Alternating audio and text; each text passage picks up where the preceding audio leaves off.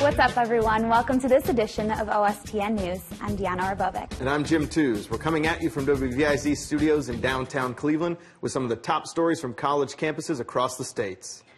Our top story, the race to the White House, is heating up, and while other people all over the country are tuning in to make their presidential picks, some experts say college students are not so into it. An organization in Syracuse, New York is aiming to change that. SU reporter Tori Wells has more on whether young collegians will be able to make a difference in this election. Internet, television, and newspaper are all filled with information about the 2008 presidential election. But is this information hitting college campuses, and do students care? Historically, polls show voter turnout for those aged 18 to 24 at about 20%. This election is proving to be one of historical proportions, and Syracuse NYPIRG member Tom Hackman says this just might be the year college students make history themselves. I was really struck by how much higher the turnout was this time. Hackman says NYPIRG registered 800 students at Syracuse University to vote last semester, and another 53 on Super Tuesday. He says students at Syracuse really seem to care about this election. But political science professor and pollster Jeff Stonecash is skeptical.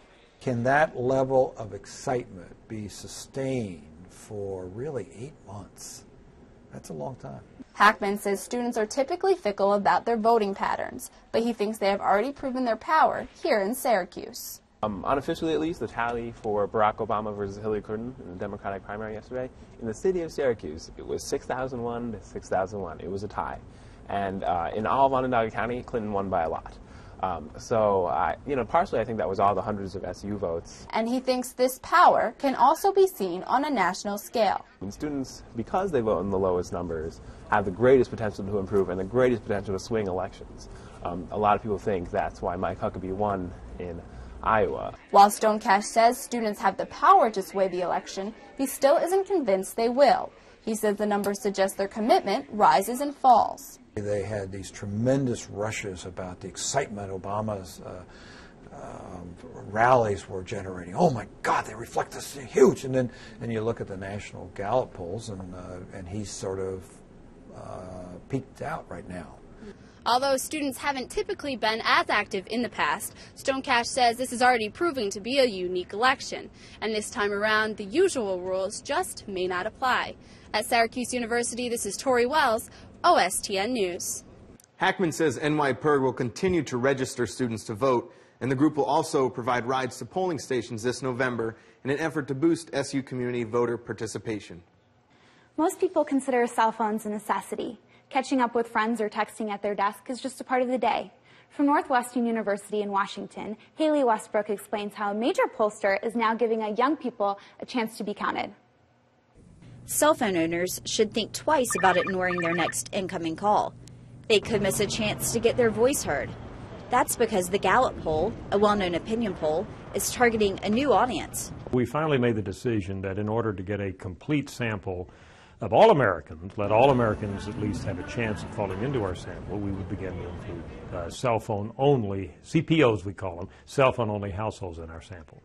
They make up about 13% of households, and young people are a major part of that number. I mean, most people, at least most people I know, are using the cell phones way more than using a landline. So if you're trying to reach younger people, it definitely makes sense to me. I have a landline because I don't think I should pay for one because I have a cell phone. I use it all the time. It's not like I can bring my landline out of my house like I can my cell phone. So it's to cut down on costs. Polling cell phone only households is more expensive and takes up more time, but Gallup says it's worth it. There's always talk, there was with John Kerry, there is with Barack Obama this year, that this is the candidate who's going to really excite young people and get them to come out to the polls. So we want to be prepared if, in fact, there is an increase in young people who have cell phone only voting. Experts say that number could almost double within a year.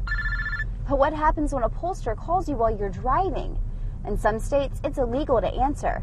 And you can always tell when somebody's on their phone and you're driving because their driving gets a little sporadic. And when if you go around them and you're like, okay, they're on the phone. And it's just, to me, it's a real hazard. Gallup says one of the first questions they ask is if you're driving. And if you are, they say they'll call you back at a later time. Haley Westbrook, Northwestern University, for OSTN News. A child comes up missing every minute in this country, but now one state is fighting back through the use of traffic control cameras on local highways. Amy Skeens of West Virginia University has more. 2,000 children are reported missing every day in this country, but now some West Virginia lawmakers are trying to change that with revisions made to Amber Alert. This latest idea involves using traffic control cameras as surveillance of suspect vehicles, and some parents think it's a good idea.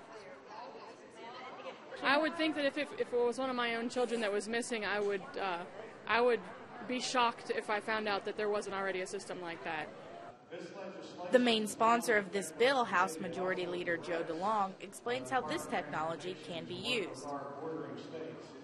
Many times in an Amber Alert, we know a suspect's vehicle, we know make, model, sometimes we know a few digits of their license plates. According to DeLong, cameras just like this one have the ability to read a button on your shirt from a mile away. And in the event of an Amber Alert, they can be programmed to spot a certain vehicle. We can actually move in the direction during an Amber Alert of programming these cameras of what to look for and what to spot. So if a suspect's vehicle in an Amber Alert passes one of them, the local authorities can immediately be notified. The Amber Alert bill passed unanimously in the House on February 6th and will now be sent to the Senate for further review. From West Virginia University, this is Amy Skeens for OSTN News.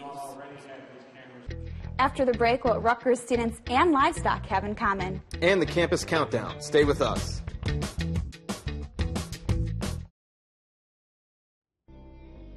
Predator of the sea, terror of all men who enter the ocean.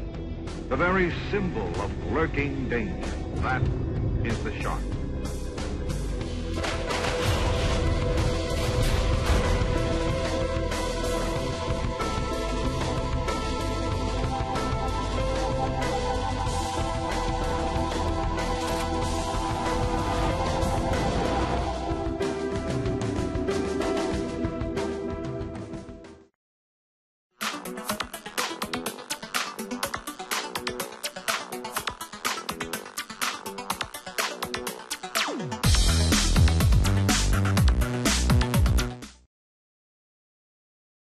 Welcome back. Dining halls commonly reside on students' lists of campus complaints.